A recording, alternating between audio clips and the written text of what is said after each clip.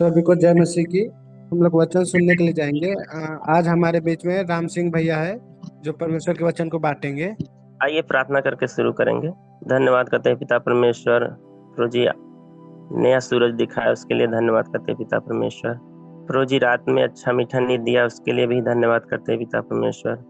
पिताजी, आज ये पिता परमेश्वर जितने लोग प्रभु जी जो मीटिंग में जुड़े प्रभु जी उनको प्रभु जी आशीषित करिए पिता परमेश्वर। और प्रभु जी जितने लोग जुड़ नहीं पाए प्रभु जी उन्हें जुड़ने में मदद और सहायता करिएगा। यीशु मसीह प्रार्थना करते हैं प्रभु जी। पिता परमेश्वर, आज का जो वचन होने के लिए जा रहा है पिता परमेश्वर, हो हम सभी के हृदय रूपी पटिया पर लिख जाए पिता परमेश्वर।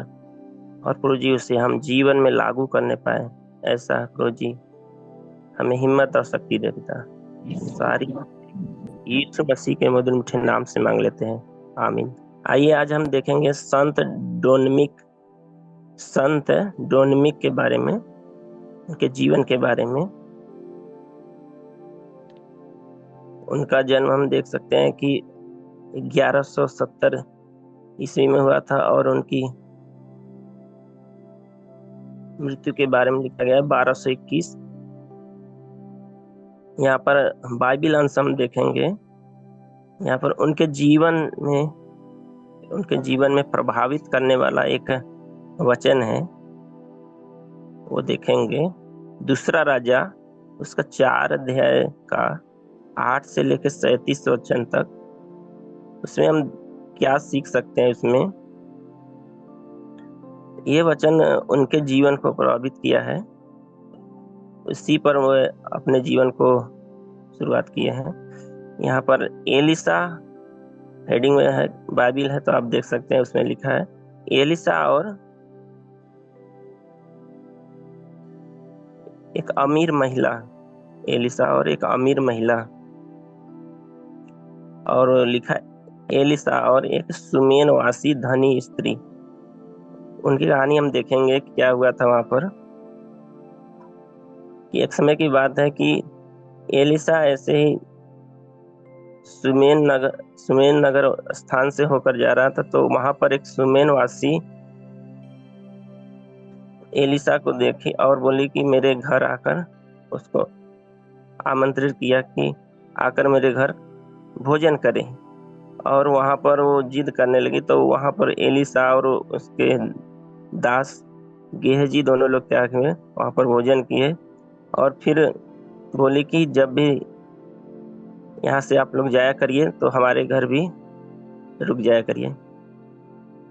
वो एक सुमेनवासी स्त्री, एक धनी स्त्री थी। वह चाहती थी कि जो जरूरतमंद लोग हैं उनकी मैं सेवा करने पाऊं। वो एक धनी स्त्री थी, उसके अंदर एक घमंड नहीं था, उसके अंदर एक सेवा करने का एक प्रेम था, एक निस्वार्थ प्रेम था उसके अंदर। जब वो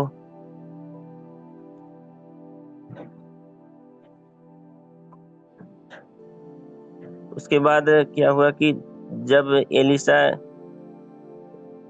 कहीं जाया करता था तो उस जगह से होकर जाया करता था। तो उसके बाद उस सुमेरवासी स्त्री ने बोला, अपने पति से बोला कि ये लोग हमें यहोवा के जान पड़ते हैं, इसलिए इनके लिए मैं क्या करूंगी, उनके लिए एक कोठरी बनाऊंगी और उस कोठरी में खाट रखूंगी और कुर्सी और एक टेबल और एक दीपक। उसने ये सब एलिसा के लिए बनवा डाला। और जब भी एलिसा उधर से जाता था वहां पर खाट पे सोने के लिए खाट और बैठने के लिए कुर्सी और मनन करने के लिए टेबल और दीपक था, उसको मिला करता था। उसके बाद एलिसा अपने गेहजी से पूछता है, दास से पूछता है कि ये स्त्री इतना हम लोग की सेवा कर रही है, उसको बुला ला, उसको कुछ चाहिए। तो गेहजी उसको बुलाता है औरत को, तो बोलते हैं नहीं मुझे कुछ भी नहीं चाहिए।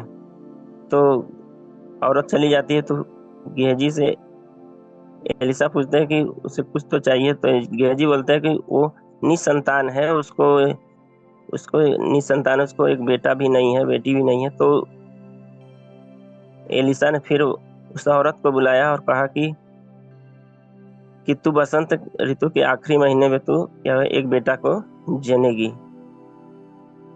तो वहां पर सुमेनवासी धनी स्त्री ने बोला कि देखा न देख, क्योंकि वो लोग बूढ़े हो चुके थे और वो विश्वास नहीं कर रही थी, फिर भी उन्हें उसने हिम्मत लिया। यहाँ पर एक कहानी है। उसके बाद इसमें हम क्या सीख सकते हैं कि वो धनी स्त्री थी, और वह धनी स्त्री थी, वो अपने धन को इस्तेमाल अपने जो सेवक जो जरूरतमंद लोग हैं उनकी सेवा करना चाहती थी, और वो अपने अमीर होने पर घमंड नहीं करती थी।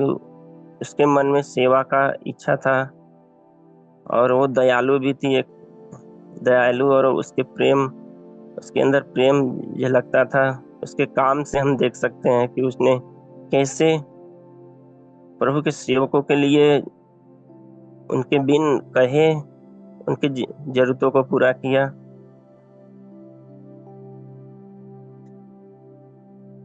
हम क्या सकते हैं, हमें भी क्या करना चाहिए कि प्रभु के दासों के लिए सेवा करनी चाहिए, और उनके क्योंकि उनका प्रतिफल बड़ा है। हमें भी प्रेम दिखाने के लिए एक दूसरे के साथ करना चाहिए। हमें भी दिल से सेवकों की आदर और करना चाहिए और सेवा करना चाहिए, क्योंकि लिखा है जो मेरे भेजे हुए को, ईश्वर से कहते हैं, जो मेरे भेजे हुए को ग्रहण करता है वो मेरा ग्रहण करता है। अभी हमने धनी स्त्री के बारे में देखा, अभी एलिसा के जीवन से देख सकते हैं कि एलिसा ने भी स्त्री के घर गया तो उसने कुछ भी डिमांड नहीं किया, उसने कुछ भी नहीं मांगा, उसने तरह तरह के पकवान बनाने का ऑर्डर नहीं किया, उसने सोने के लिए खाट नहीं मांगा, कुर्सी टेबल और दीवट और मेज नहीं मांगा, क्योंकि वचन में भी लिखा है ना कि जो सेवक यदि कहीं जा रहे हैं तो क्या करना है। वचन में लिखा है, मत्ती 10 अध्याय उसका 9 से 10 तक लिखा है कि यीशु मसीह अपने चेलों से कहते हैं कि जब तू कहीं जाए, अपने बटुए में न तो सोना, न तो रूपा, न तो तांबा रखना, मार्ग के लिए न झोली रखो, न 2 कुर्ते जूते, न लाठी लो, क्योंकि मजदूर को उसका भोजन मिलना चाहिए। यहाँ पर हम एक वचन से हम सीख सकते हैं कि एलिसा के कैसे मदद हुआ और सहायता हुआ। वहां पर एलिसा ने कुछ भी नहीं मांगा, फिर भी परमेश्वर ने उसे सब कुछ देते गए। इससे हम क्या सीख सकते हैं कि ऐसे ही हम भी किसी विश्वासी के घर यदि जा रहे हैं तो हमें भी कुछ चीजों का डिमांड नहीं करना चाहिए, हमें जो मिले उसी में संतुष्ट रहना चाहिए। और विश्वासियों के लिए भी है कि निस्वार्थ प्रेम दिखाना चाहिए, क्योंकि निस्वार्थ प्रेम का फल बड़ा होता है। क्योंकि हम देख सकते हैं कि वो औरत निसंतान थी और उसको एक बेटा मिला। ये कहानी था। इस कहानी से हम संत डोमिनिक के जीवन को देखेंगे।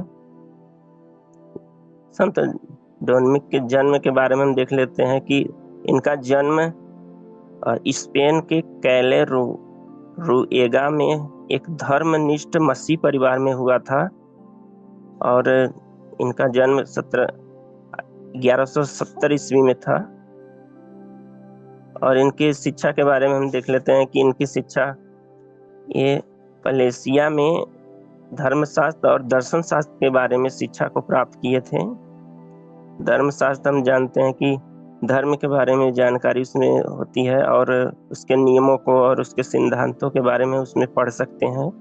और दर्शन शास्त्र क्या है कि मानव के जीवन और उसके अनुभव पर व्यापक रूप से प्रचार करना सिखाता है। इन्होंने वो दो शास्त्र को पढ़ाई किया, और उसके बाद इनके स्वभाव को हम देख सकते हैं कि इनका स्वभाव गरीबों की सेवा। इनको विरासत में बहुत सारी संपत्ति मिली थी, लेकिन उन्होंने सारी संपत्ति क्या किया, गरीबों की सेवा के लिए अब भूखों को लिए उन्होंने क्या किया, बड़ी दया दिखाई और उनको दया दिखाई और उनकी मदद भी किया। और एक समय ऐसा आया था कि अकाल आ गया था उस जगह पर।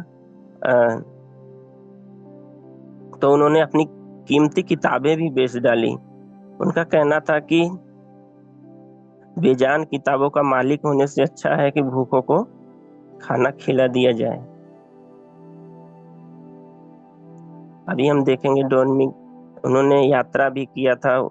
यात्रा के दौरान उन्होंने दक्षिणी फ्रांस पहुंचे गए और वहां पर मसीहों को उन्होंने देखा कि मसीहों को सताया जा रहा था और मूल निवासियों को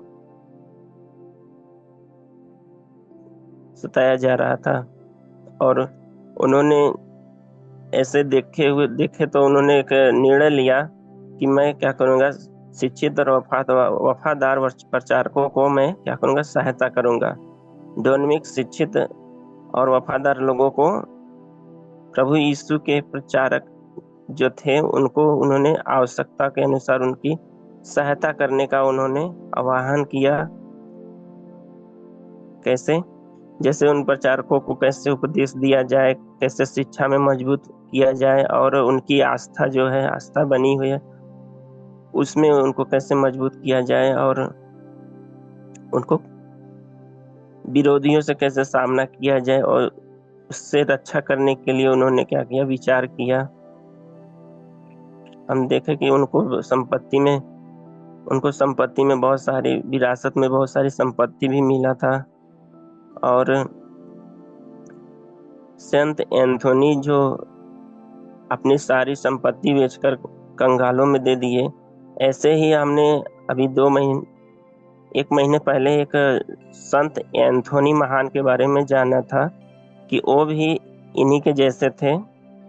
उनको भी एक विरासत में बहुत सारी संपत्ति मिली थी और उन्होंने भी संत एंथोनी महान ने भी अपना सारी संपत्ति बेचकर कंगालों में बांट दिया था। उनको भी एक वचन प्रभावित किया था, मत्ती की पुस्तक, उसका 19 अध्याय 21 पद में लिखा है, यदि तू सिद्ध होना चाहता है तो जा अपना माल बेचकर कंगालों को दे, तुझे स्वर्ग में धन मिलेगा। यहाँ पर हम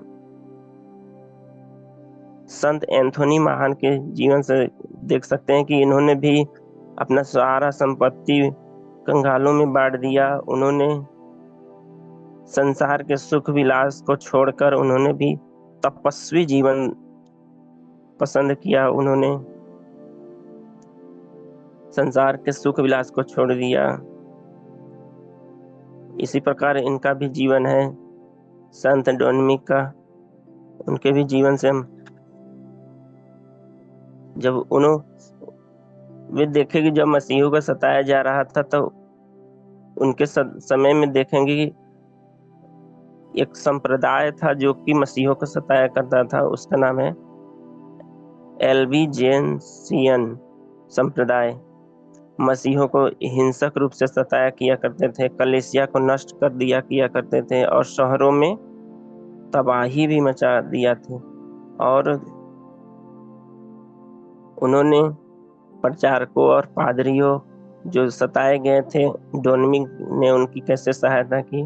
हम देख सकते हैं कि संत डोनमिक ने इस अत्याचार के खिलाफ खड़े होकर उन्होंने पादरियों को इकट्ठा किया और जो झूठ के प्रसार को रोकने के लिए उन्होंने मजबूत आंदोलन भी शुरू किया। उन्होंने एक प्रिंसटन हर्मी सोसाइटी की स्थापना भी की, जिसमें 50,000 से भी ज्यादा सदस्य शामिल हो गए। उन्होंने निरंतर प्रार्थना, 153 घंटे की निरंतर प्रार्थना की शुरुआत करते हुए जोशीली मध्यस्थता प्रार्थना किया उन्होंने। और उन्होंने सुसमाचार के लिए नंगे पांव उच्च स्तर के महिलाओं और पुरुषों के यहाँ घर गए और लोगों को सुसमाचार में भाग लेने के लिए भी प्रेरित किए। उनका संत संत डोनमिक का जीवन एक दीपक के समान था। हम देख सकते हैं उन्होंने कैसे लोगों को आंदोलन, लोगों को जो मसीह विद्रोही थे उनका सामना किया हम देख सकते हैं। और इनके जीवन को एक और वचन है प्रभावित करता है, पढ़ सकते हैं कोई, दूसरा तीमुथियुस उसका 2 अध्याय 15 वचन।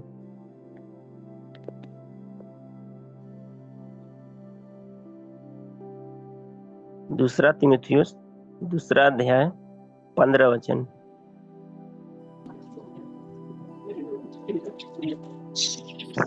अपने आप को परमेश्वर का ग्रहण योग्य और ऐसा काम करने वाला ठहराने का प्रयत्न कर जो लज्जित होने ना पाए और जो सत्य के वचन को ठीक रीति से काम में लाता हो।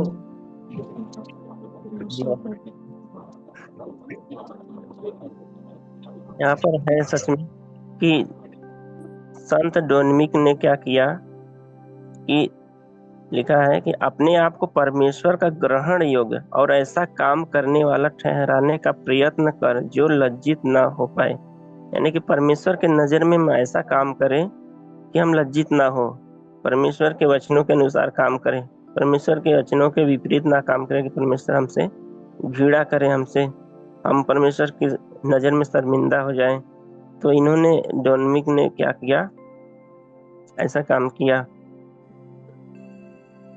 उन्होंने परमेश्वर के मन का काम किया। उन्होंने हमें भी क्या करना है, परमेश्वर के नजर में अच्छा काम करना है और ऐसा काम ना करें कि परमेश्वर के नजर में हम लज्जित हो जाएं, घृणा के लायक, और परमेश्वर के सत्य वचन को हम ठीक से अपने जीवन में काम में भी लाए। इनके जीवन से हम अभी ने इनके जीवन के बारे में देखा। अब इनके जीवन से 3 बातों को सीख सकते हैं कि विधर्म के खिलाफ प्रचार करना। यानी कि हम विधर्म के खिलाफ, मसीह विद्रोही के खिलाफ हम कैसे, संत डोनमिक ने विधर्म के खिलाफ प्रचार करने का एक बड़े पैमाने पर यात्रा किया और विनम्रता और गरीबी पर जोर भी दिया। और दूसरा हम क्या सीख सकते हैं, इस सत्य के प्रति प्रतिबंध रहे, सत्य के प्रति प्रतिबंध रहे। संत डोनमिक की तरह भी हमें क्या करना है, मसीह धर्म की रक्षा और उसे साझा करने के लिए हमें धर्मशास्त्र का ज्ञान जरूरी है, हमें भी जरूरी है। और भी धर्मशास्त्र के अलावा हमें और भी शास्त्र का ज्ञान होना जरूरी है। यानी कि हमें बाइबिल, पवित्र बाइबिल के अलावा और भी ऐसे पुस्तक का ज्ञान होना जरूरी है जिससे हम की मसीही विद्रोही से हम सामना कर सके। जैसे हम देख सकते हैं कि हमारा भारत का संविधान है, यदि उसको हम जानते हैं, उसको समझते हैं, तो उसके द्वारा हम क्या कर सकते हैं, मसीही विद्रोही का सामना कर सकते हैं। हम पवित्र बाइबिल तो जानते हैं, उसके अलावा हमें अन्य और पुस्तकों के बारे में भी जानकारी होना चाहिए। जैसे डोनमिक ने, उन्होंने शिक्षा में उन्होंने धर्मशास्त्र और दर्शन शास्त्र के बारे में जानकारी लिया था, इसलिए इन्होंने एक आंदोलन किया उन्होंने। और हम तीसरा क्या देख सकते हैं, विनम्रता और सेवा का जीवन जिए। उन्होंने विनम्रता का और सेवा का जीवन भी उन्होंने जिया। हमें भी क्या करना है, भौतिक धन की तलाश करने के बजाय हमें एक दूसरे की सेवा करना और परमेश्वर की महिमा करने पर जोर देना चाहिए। उनके पास इतना धन था, संत डोनमिक के पास इतना धन था कि वो चाहते थे कि एक राजा के जैसा जीवन जी सकते थे, लेकिन उन्होंने क्या किया, उन्होंने ये खत्म हो जाने वाले धन की सेवा ना करके उन्होंने अनंत काल तक जीवित रहे उनकी सेवा की। उन्होंने प्रभु यीशु मसीह के वचनों की सेवा किया। यहीं पे वचन समाप्त होता है। आइए हम प्रार्थना करेंगे। स्वर्ग में विराजमान प्रभु यीशु मसीह, आपका धन्यवाद करते हैं प्रभु जी। आपने सुंदर सा वचन दिया, जैसे प्रभु जी आपने प्रभु जी संत डोमिनिक ने सत्य का प्रचार करने और आत्माओं को प्रभु यीशु मसीह के पास लाने के लिए खुद को समर्पित कर दिया, और कैसे अहिंसा का सामना किया जाए उसको बताया। ऐसा हमें भी अवसर मिले तो हम भी करने पाए, और ऐसा हमें सामर्थ और शक्ति दीजिए प्रभु जी। और पिता परमेश्वर, जितने बीमार है प्रभु जी आज, प्रभु जी उनको प्रभु जी आशीष करिए पिता, ताकि वो चंगाई होकर पिता परमेश्वर प्रभु जी आपकी महिमा करने पाए पिता परमेश्वर। और पिता परमेश्वर आशीष करिए। यह प्रार्थना प्रभु यीशु मसीह के मधुर मीठे नाम से मांग लेते हैं, आमीन।